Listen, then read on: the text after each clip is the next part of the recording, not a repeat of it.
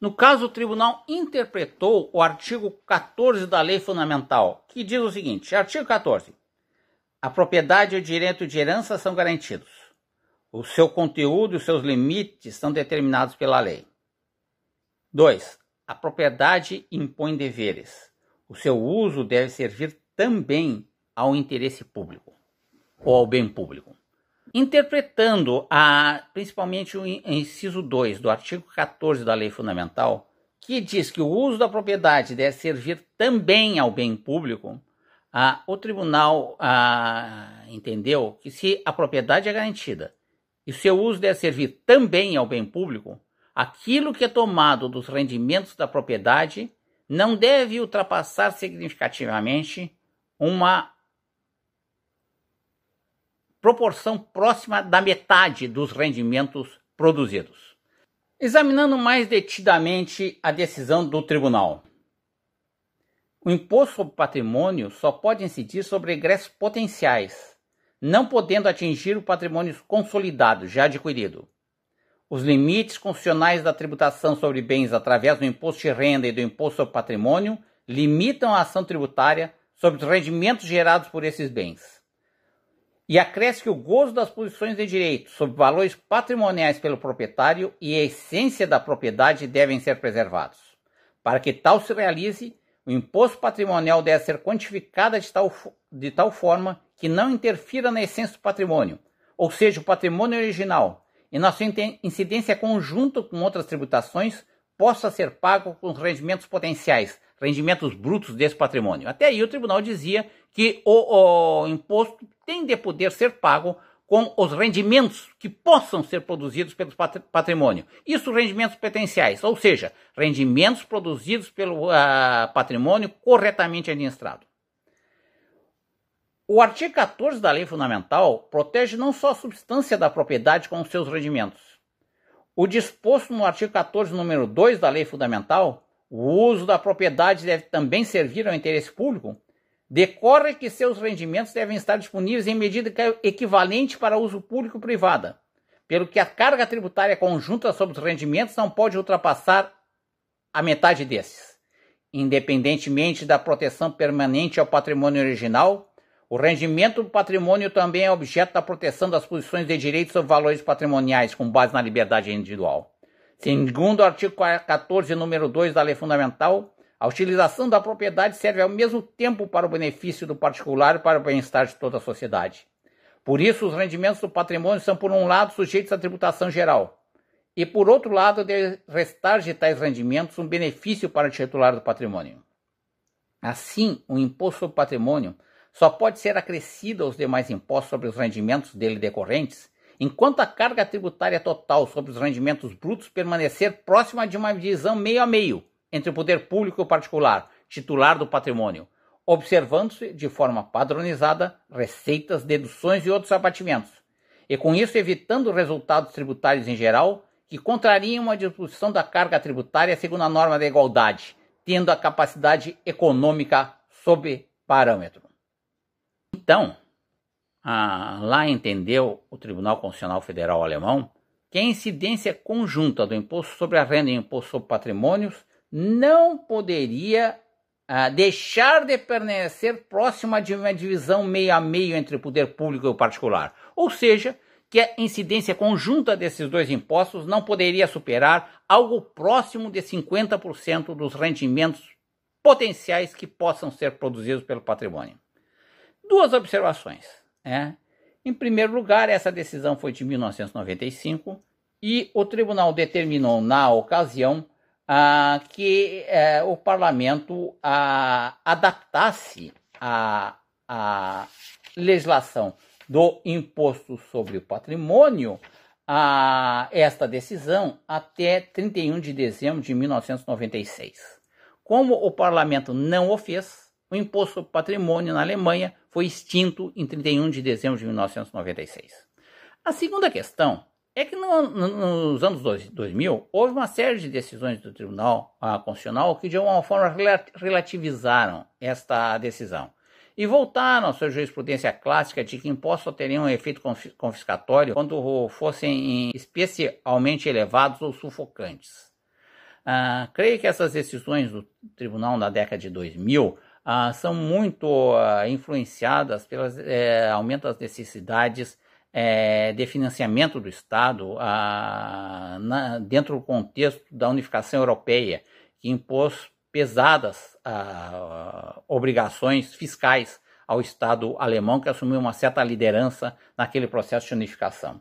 Então, com essas, a decisão deve ser entendida com essas restrições, mas leva à consideração que efetivamente deve haver algum limite para a incidência conjunta do imposto sobre a renda e do imposto sobre grandes fortunas, se for criado, sob pena de ter ele efeito confiscatório. Ainda nos exemplos europeus, de alguma forma impulsionada ou inspirada na decisão do Tribunal Constitucional Federal Alemão, que diz que a incidência conjunta do imposto sobre a renda e do imposto sobre o patrimônio não poderia ultrapassar significativamente a metade dos rendimentos capazes de produzir pelo bem, veio uma lei espanhola que limitou essa incidência conjunta a 60% dos rendimentos que possam ser produzidos pelo bem.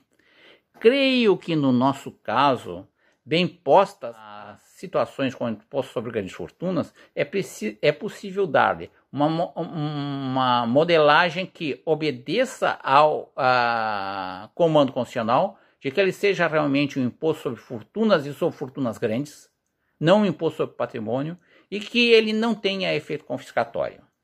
Me parece que a sugestão de que a incidência comece num patamar de hoje, que naturalmente deveria ser posto a salvo dos índices de desvalorização da moeda de 50 milhões de reais, com incidências progressivas, com alíquota máxima de 1%, com isenção ao imóvel utilizado como residência pelo contribuinte, seria um patamar bastante razoável.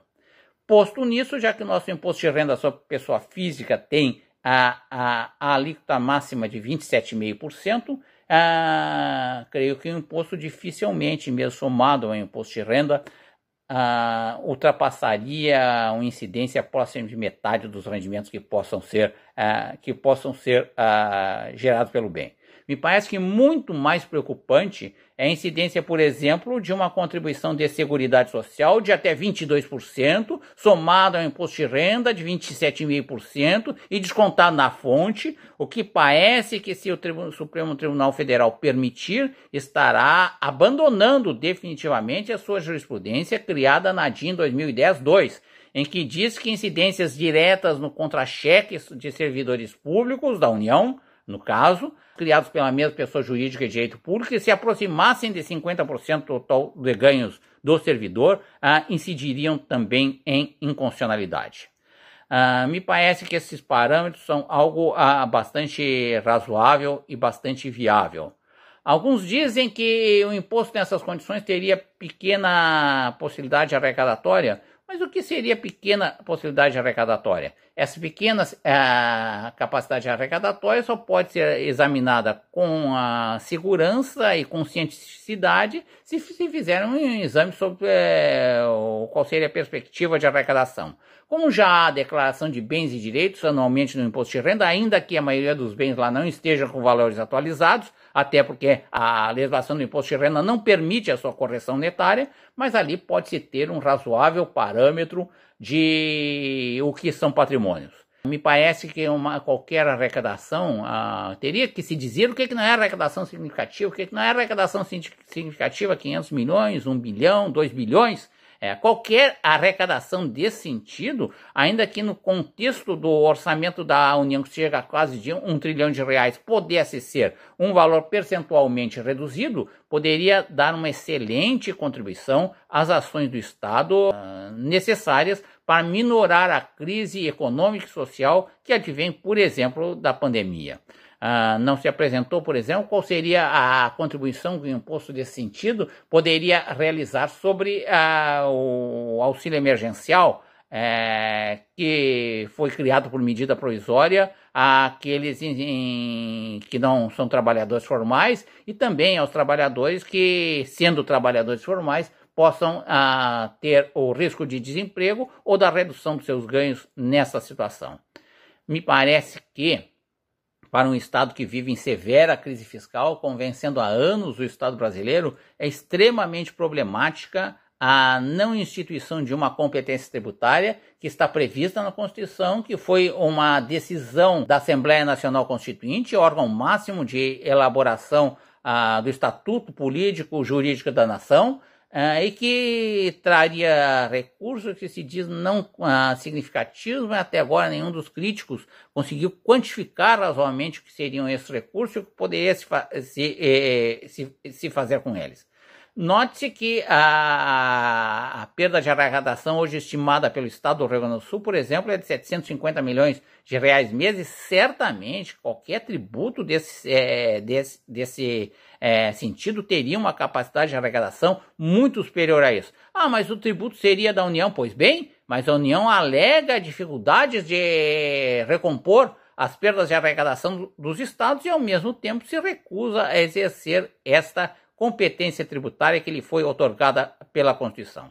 A competência tributária, então, a meu ver, deveria ser exercida. Agora, deveria ser exercida com prudência. Mais do que com prudência, deveria ser exercida com respeito aos limites postos na Constituição.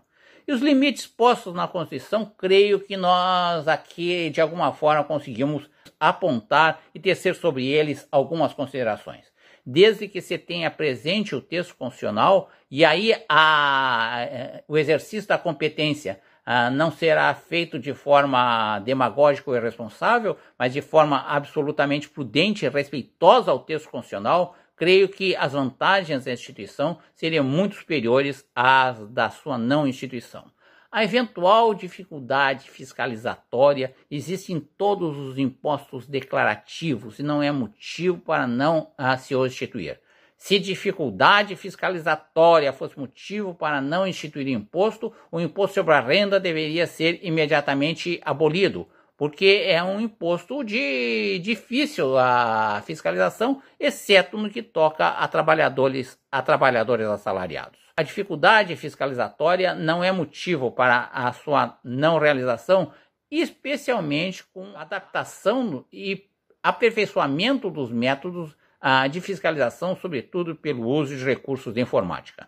A declaração dos bens de todos os contribuintes de imposto de renda já está há muitos anos na base de dados da Receita Federal do Brasil, que inclusive os utiliza para verificar se a compatibilidade do patrimônio declarado com os rendimentos também declarados.